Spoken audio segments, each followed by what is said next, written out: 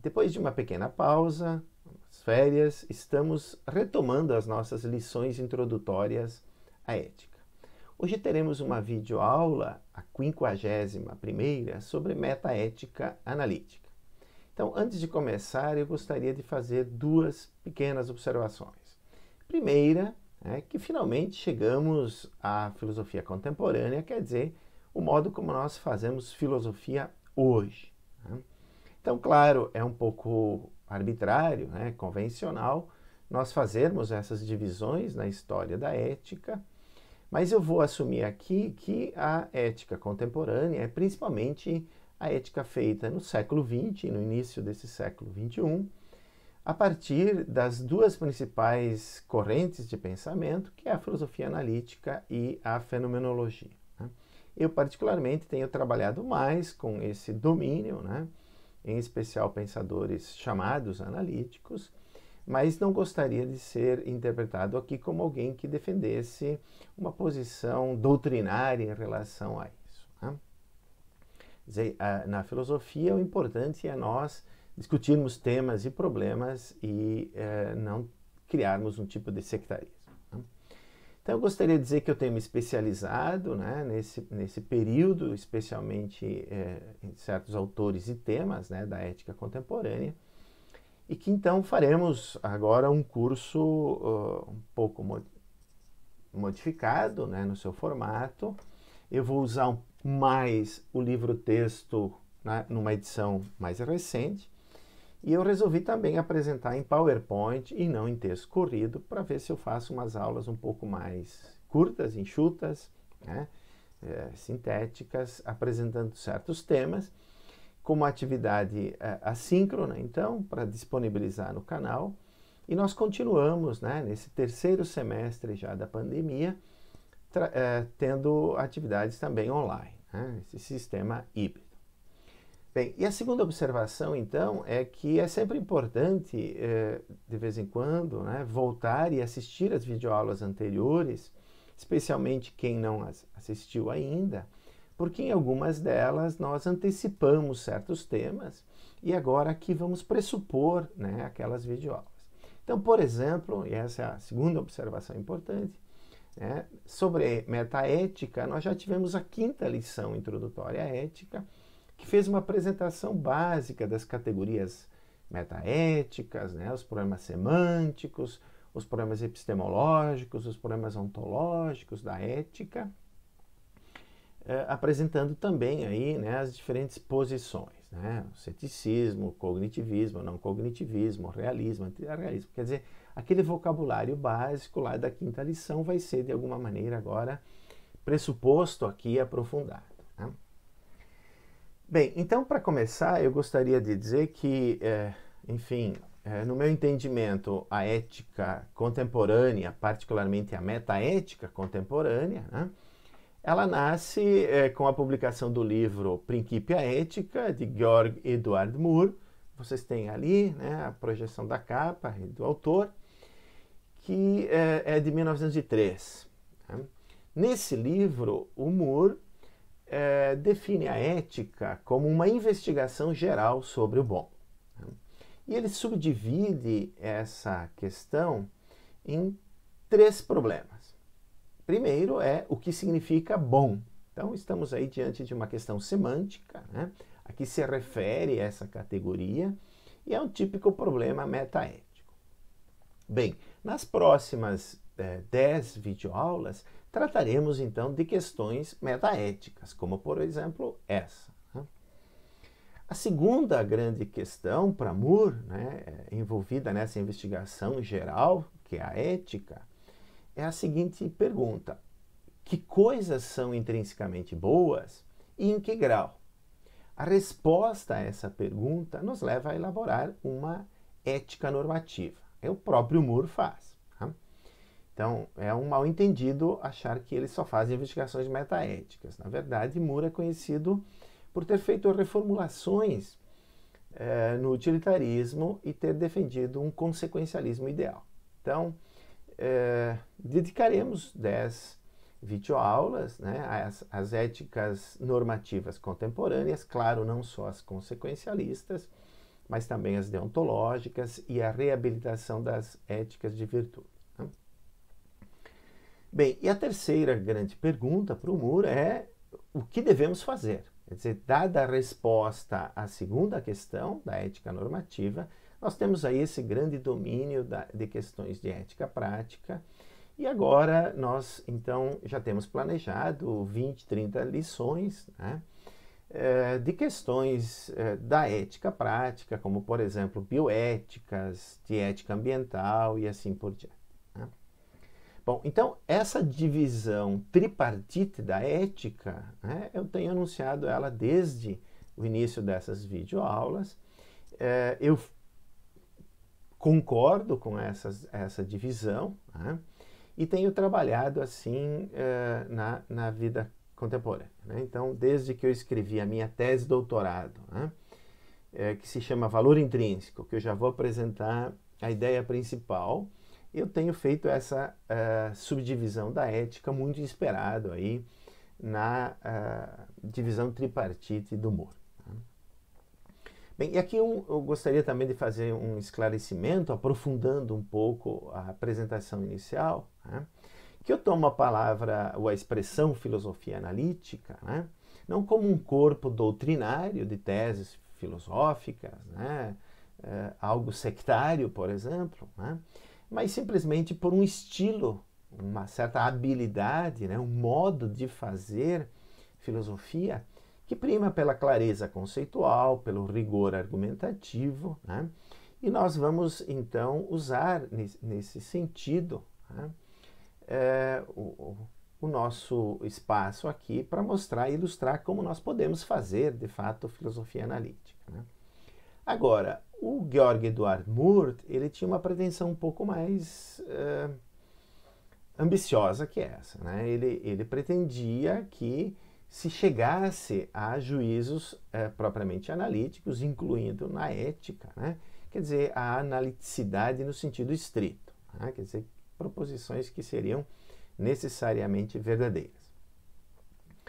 Bom, claro, eu vou agora ilustrar como isso é feito, né?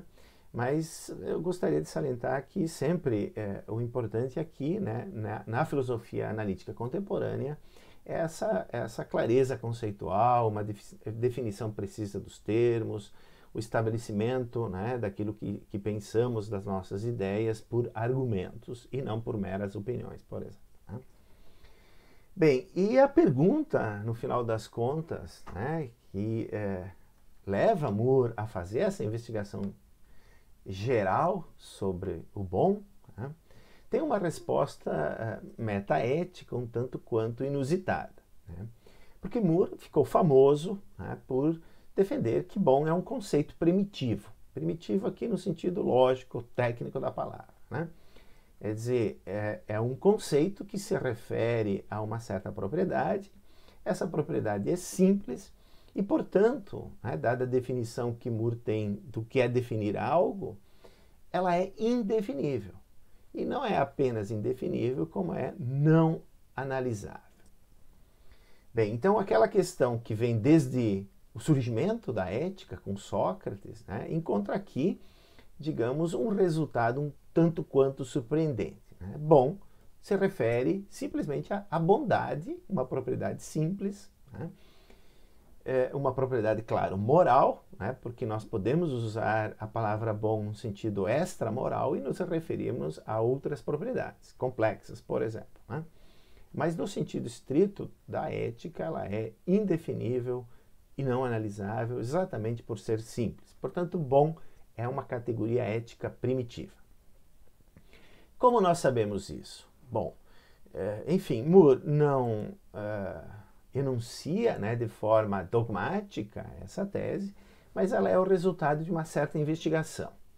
Uma certa investigação que se baseia muito no chamado argumento da questão aberta, que é talvez a principal contribuição de Moore, né, no entendimento de alguns filósofos, de alguns eticistas, é ainda aquilo que é uma contribuição fundamental que a gente tem que discutir hoje na ética. Né? Então seria a mais importante das contribuições de Moore. Bom, como é que podemos reconstituir este argumento da questão aberta? Tá? Ele pode ser expresso da seguinte maneira. Para cada definição apresentada, definiens, do definiendum bom, pare e pergunte se aquilo que é apresentado, definiens, é realmente bom.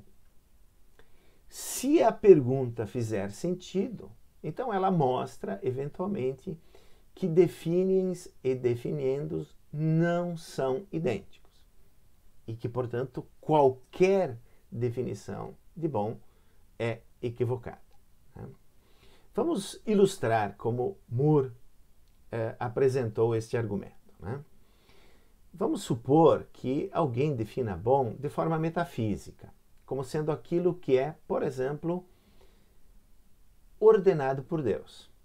Lembremos aqui que a teoria do comando divino, também chamada voluntarismo teológico, é uma tese metaética, é uma doutrina metaética que sustenta que as proposições éticas são verdadeiras ou falsas a partir de fatos sobre o que Deus quer ou manda.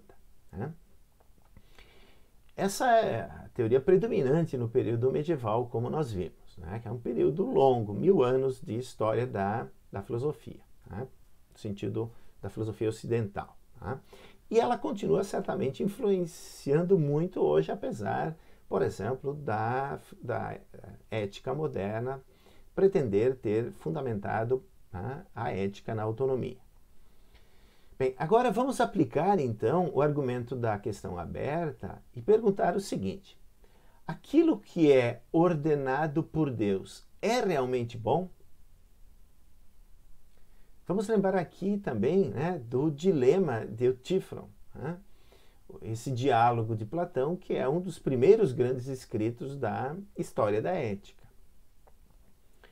Bem, a pergunta faz sentido, quer dizer, é possível a gente questionar aquilo que supostamente nos é apresentado como sendo ordenado por Deus?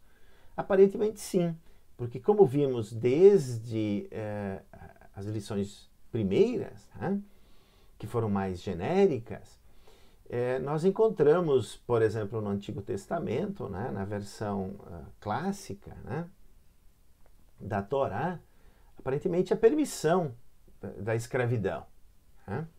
Nós simplesmente não podemos cobiçar o escravo do próximo. Então, aparentemente isso nos leva a achar que a escravidão não seria considerada errada em si mesma. Agora, hoje, nós achamos que ela, é uma espécie de pecado original, porque ela é a anulação mesma da liberdade, um pressuposto fundamental da ética. Então, se nós perguntarmos, é aquilo que é ordenado por Deus realmente bom? Essa pergunta parece fazer sentido, porque bom não é necessariamente idêntico àquilo que Deus ordena. Lembremos aqui, inclusive, do paradoxo, do dilema de Eutífron, se a piedade é boa porque os deuses ordenam, ou, sendo boa, os deuses devem ordená-la. Esse é o dilema que vem sendo discutido na história da ética. Bem, então isso colocaria uma dificuldade fundamental para o voluntarismo teológico. Vamos dar outro exemplo. Vamos supor que alguém defina agora de forma naturalística aquilo que é bom, como sendo, por exemplo, equivalente a prazeroso, aquilo que é prazeroso, ou aquilo que é mais evoluído, como as éticas que se baseiam na seleção natural, Herbert Spencer, por exemplo, fizeram. Vamos aplicar novamente o argumento da questão aberta. Quer dizer, aquilo que é prazeroso é realmente bom? Essa pergunta parece fazer sentido, porque, enfim, nós podemos estar diante do caso de um pedófilo que diz que é prazeroso fazer o que ele faz, e mesmo assim nós temos que dizer que a pedofilia não é boa, não é correta, ela causa dor e sofrimento à vítima. Então, novamente, a pergunta ela tem um certo apelo, e mostra que bondade e prazer não podem ser consideradas idênticas. Né? Ao menos isso é o que pensava Moore. Né? Porque a partir disso, e sentindo a força, a cogência desse argumento, então ele se sentia à vontade para acusar todos os sistemas éticos anteriores, né, de terem cometido um grave erro, que é a falácia naturalística.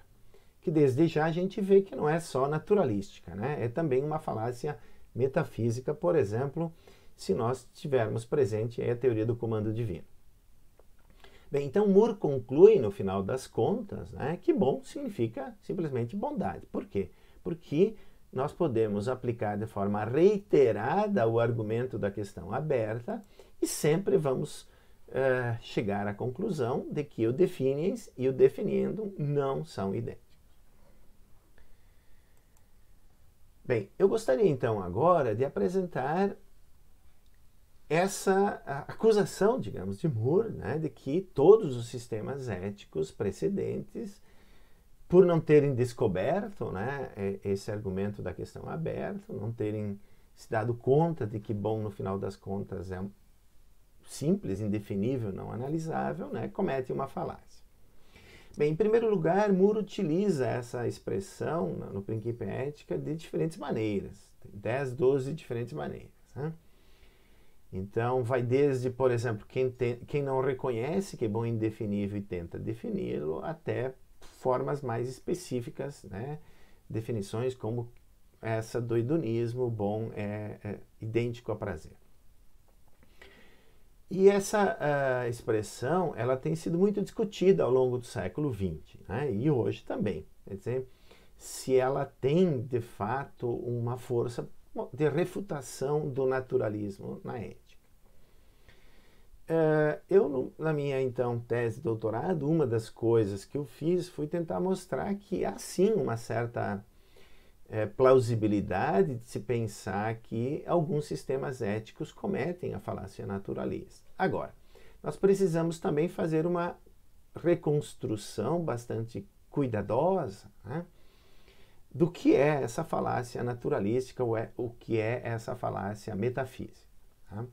Para mim, ela, no final das contas, é importante para mostrar que a ética é, de fato, um domínio de investigação autônomo, tanto em relação às ciências naturais, que tratam, então, são uma visão naturalista do mundo, né? Essa é uma das definições do que é natural, quer dizer, aquilo que é estudado pelas ciências naturais, tanto quanto os sistemas que se fundamentam ou tentam fundamentar a moralidade em alguma pressuposição supranatural. Tá? Então, o que eu fiz foi utilizar o esforço que o Moore fez para esclarecer o que ele entendia por essa expressão no prefácio que ele escreveu à segunda edição do Princípio Ética, que somente foi publicado 90 anos depois, né, da primeira edição, quer dizer, em 1993, na edição da Cambridge do Princípio Ética, organizada por Thomas Baldwin, né, que inclusive estava na minha banca de doutorado. Né. Então, uma contribuição que eu acho que eu fiz nesse trabalho foi, de fato, criar uma versão sustentável, né, dessa acusação de falácia naturalista ou de falácia metafísica. E o Moore diz o seguinte lá, né, que comete essa falácia, então, ou bem quem está confundindo bom com um predicado do tipo a ser definido, ou sustentando que ele é idêntico a tal predicado, ou fazendo inferências baseadas nessa confusão. Né? Então, a minha interpretação consistiu em mostrar que comete a falácia naturalista quem tenta definir conceitos éticos, conceitos morais, né, que são, então, de um certo tipo, com propriedades de conceitos que expressam classes de coisas diferentes, por exemplo, naturais e metafísicas. Né? Então, o erro fundamental, né, nessa tentativa de análise naturalista ou análise metafísica, é cometer, então, o que a gente chama hoje de erro categorial. Né? Quer dizer, atribuir propriedades de um tipo diferente àquilo que nós pretendemos e devemos definir em termos próprios. Conceitos éticos precisam ser definidos em conceitos éticos. Tá? E é isso que permite, então, críticas ao naturalismo e à metafísica, porque esses sistemas morais, sistemas éticos, eles não reconhecem que conceitos éticos são sui generis. Né? São de um tipo especial e que, portanto, nós não podemos cometer erros categoriais. Então, só para exemplificar, um erro categorial é, por exemplo, dizer o número 4 é verde. Né? Nós sabemos que, numa boa aritmética, os números são incolores. Quando a gente atribui uma cor a um número, a gente comete um erro categorial. Bem, então, no meu entendimento, talvez o argumento da questão aberta não seja lá tão cogente, mas esse erro, sim, é um erro que toda e qualquer boa investigação filosófica sobre os fenômenos morais deve evitar de cometer. Eu gostaria agora, então, de tentar mostrar como a gente pode, e aqui, claro, recusando parcialmente a tese do Moore de que bom é indefinível, a gente pode, de fato, definir bom conquanto que a gente faça isso em termos éticos. Tá? E o exemplo aqui é como nós podemos definir bom em termos de valor intrínseco. Então, novamente, se nós fazemos distinções no uso da palavra bom, por exemplo, se eu digo, esta é uma boa caneta, significa que ela tem um valor instrumental e serve para escrever bem. Né? Quando nós usamos o conceito bom no sentido estritamente ético, nós estamos denotando uma propriedade moral, uma propriedade ética, que é atribuir um tipo de valor a um ato, ao caráter, ou aos diferentes estados de coisa. Vamos deixar isso por enquanto entre parênteses. E esse tipo de valor é um valor especial. Nós queremos dizer que é valioso por si mesmo.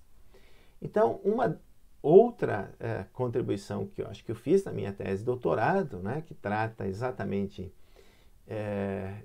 de ser uma análise conceitual do valor intrínseco, inspirado na filosofia do Moore, é a seguinte: quer dizer, vamos nos perguntar, isso é uma análise conceitual, então, sim, no sentido estrito, sobre que condições necessárias e suficientes nós podemos dizer que uma pessoa valora algo, vamos deixar aqui uma variável, e a atribuição de valor intrínseco a X, por exemplo, é correta. E a minha análise chegou à conclusão de que 3 condições devem ser satisfeitas. Primeiro, que essa pessoa escolha X por ele próprio. Então, há aí uma certa relação específica da pessoa com o objeto valorado. Não pode ser, por exemplo, simplesmente um desejo subjetivo. Isso não caracterizaria o que nós entendemos quando nós dizemos que algo tem valor intrínseco. E a segunda condição é que esse algo, X, ele seja precioso. Então, não apenas que ele seja, por exemplo, moralmente correto, mas que ele seja eventualmente belo também, ou que seja justo em si mesmo. Quer dizer, a segunda condição estabelece que X é precioso em si mesmo, seja ele bom, correto, justo, etc. E finalmente a terceira condição, aliás, aí tem um errinho, que P está fazendo X, ou tendo X, ou agindo, cometendo X por ele mesmo. Essa é a terceira condição. Quer dizer que essa pessoa, então, depois de escolher e reconhecer o valor em si das coisas, haja atribuindo a ação que supostamente é correta em si mesma esse tipo de valor, né? Então, se uma ação, por exemplo, de uma divisão equitativa de um bem é justa em si mesma, a pessoa age assim, atribuindo esse tipo de valor, né? É claro que aqui pode surgir uma dificuldade chamada o paradoxo da análise, que é quando nós temos a situação de que aparentemente, né, se a análise ela segue os padrões, né, e ela apresenta condições de fato necessárias e suficientes, se ela for verdadeira, então ela seria de alguma forma trivial, né? Quer dizer, ela não traria nenhum acréscimo ao nosso conhecimento, né?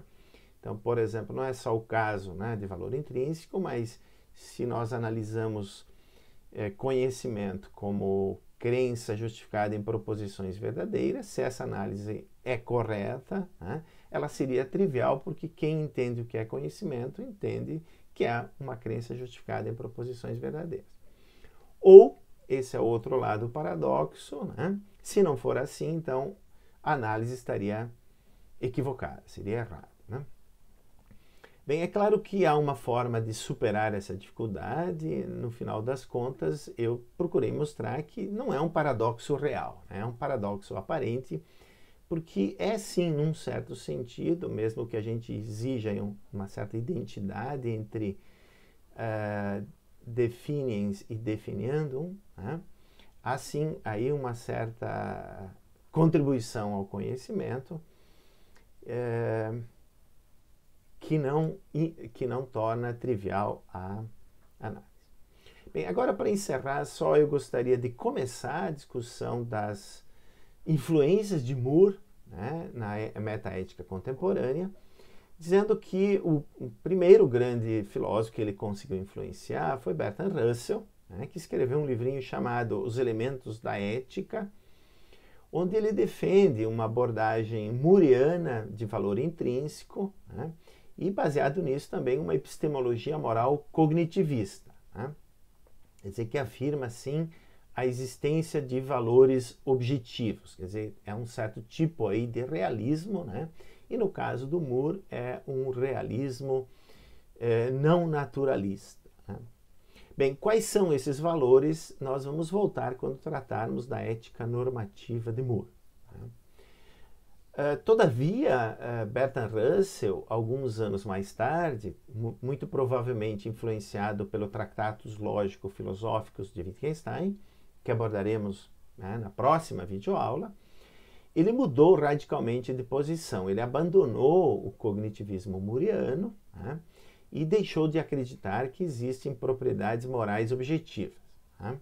Então ele passou a defender, o Bertrand Russell, que se nós fizermos uma boa análise dos conceitos éticos, como bom, correto, etc., né, nós chegaríamos à conclusão que eles simplesmente pressupõem a existência de algo objetivo, quando na verdade não existe, e que, portanto, nós cometemos um erro, né, quando nós julgamos moralmente pressupondo a existência de valores objetivos. Então, nesse sentido, ele antecipou a chamada teoria do erro, do John Mack, que vamos estudar mais adiante, e ele acabou defendendo, o Bertrand Russell, que juízos morais não são asserções de fatos morais sui generis, mas são simples expressões subjetivas nossas de desejos, interesses, necessidades e tudo mais, né? Bem, eu vou deixar para desenvolver isso na próxima videoaula, porque essa posição é muito parecida com a do positivismo lógico, né, que foi influenciado pelo Tractatus, que construiu uma teoria metaética chamada emotivismo, que depois foi muito desenvolvida por um americano chamado Charles Stevenson, no livro Ethics and Language, né, que juntamente com o livro do Ayer considerado, digamos assim, um dos clássicos dessa teoria metaética chamada emotivismo. Então eu convido vocês a assistirem a próxima videoaula sobre metaética emotivista. Até lá!